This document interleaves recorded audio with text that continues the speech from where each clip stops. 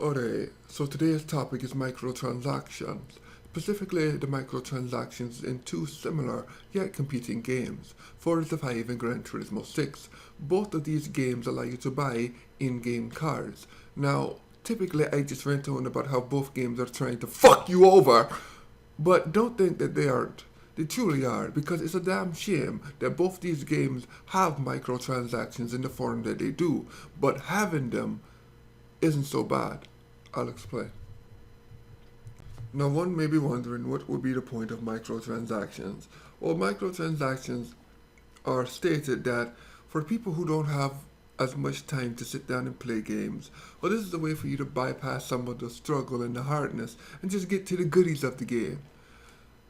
I'm not averse to this. I don't like it to the point where they're gonna fuck it up and overcharge for a lot of things, but I think that it could be a good idea.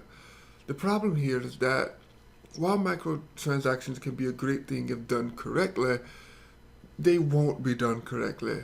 I understand Forza 5 most certainly is not doing them the correct way. If you don't have enough time, like say a person like me, because you're too busy stealing candy from babies or tying women up to train tracks, well, now you can buy parts of the game just to speed yourself along.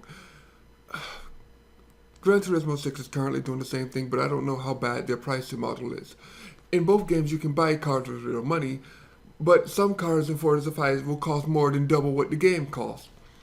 And if you're paying $60 for a game, and there's a card in the game that will cost you $120 in real world money, there's something quite wrong about that. It's absolutely ludicrous that I have to pay for a car that, okay, have to, that's just wrong, that I can pay for. I don't know. I honestly don't know. Maybe if you think that the game companies are charities and it's like Kickstarter, where our Indiegogo, where you would have like little gifts for donating so much money. I think this can be said to be the same, to the point where, hey, you're gonna pay $60 for this product, but if you want to give us more money, you can do it, and we'll give you this present. So now, give us all your monies, and you can have this nice shiny in-game card. Once again, you don't have to, but once again, that becomes a slippery slope. Because, well, honey, think of it, let's say if I'm talking to my girlfriend, and she goes, honey, I want this sweater. Oh, I want to buy that sweater for you, but only if I get a blowjob, right here and right now. What? Don't get offended. You don't have to give me that blowjob, but you will if you want that sweater. Or you can knit that fucker yourself. Let's see how good those fingers look after that. And of course, I'm going off on one of my little tangents again. I need to stop that. But first party titles. I mean, this is a first party title. Forza and Gran Turismo are first party titles. Why are they doing it? They're not third party developers struggling for cash like Capcom, or people who have lost their soul like EA. Or one could argue that Microsoft has lost its soul before. The people who make the game are the people who make the console. You think that you want to advertise and make your game the shiniest gem in their whole catalog. But people are going to do it better, and they're going to make this particular microtransaction service look like shit. Now, as I said before, microtransactions can be done in a more respectful light. Not acceptable light, but still more respectable in certain ways. First off is to get rid of that ridiculous pricing model of having anything in the game that will cost more than the actual game itself. That's stupid. Second is to standardize the pricing model based on the type of games you release. Since racing games are today's example, let's start with them. All the cars are not created alike, right? We all know that. You can't put up a Porsche against a Pinto, or you can't put up a tractor against a fucking jet. So you could separate the cars into buying tiers. Let's say that you start the game in tier 1 with the little baby cars. Now you can unlock cars by racing and playing the game if you like. But you can also buy cars. But you can only buy cars in tier 1 for the price of $4.99. If you wish to buy the cars in tier 2, it's $9.99, tier 3, $13.99, shit like that. But as soon as you level up your in-game character to a tier that's fucking stupid, into a tier 2 racer, all the cars in tier 2 drop to $4.99. That's because you're showing progress, so you don't need to pay as much as others because you're progressing through the game. I'm not saying it's fair, I'm just saying it's a more balanced way of doing things.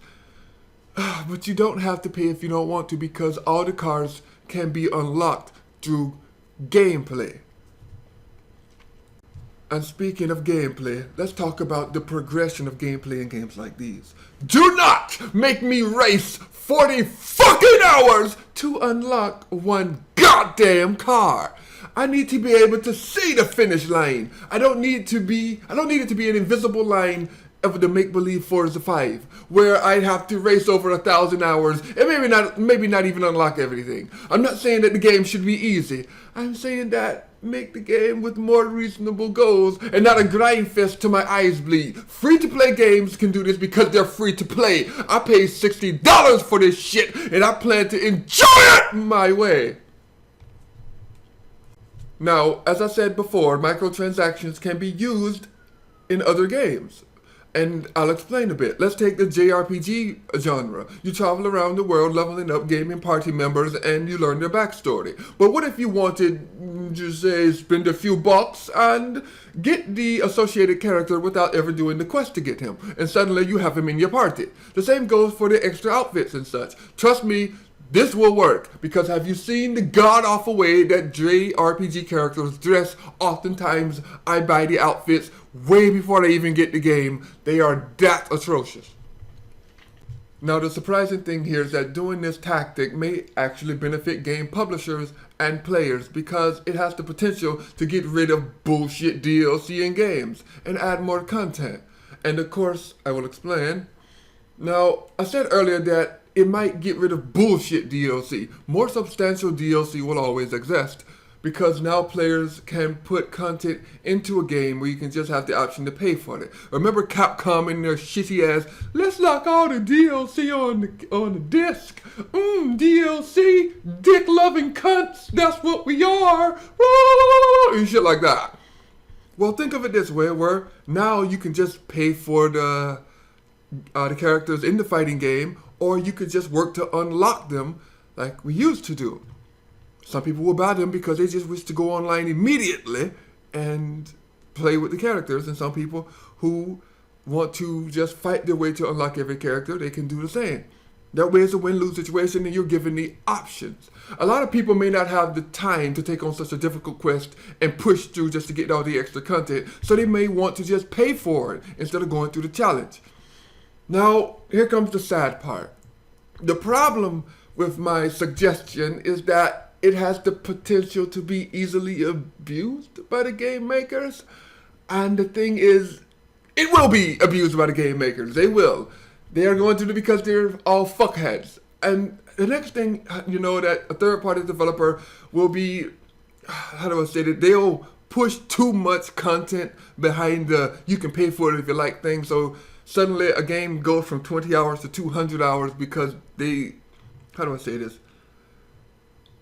Half the game will be a pay-to-play model after you've paid $60 for it. I'm not saying that that's what's going to happen, but it's a fair chance of them doing that. The good and the bad, right? You can't win for loser. Anyway, I've ranted too fucking long anyway. You all have a blessed day. And I'm going to go out and try my best not to be an asshole today.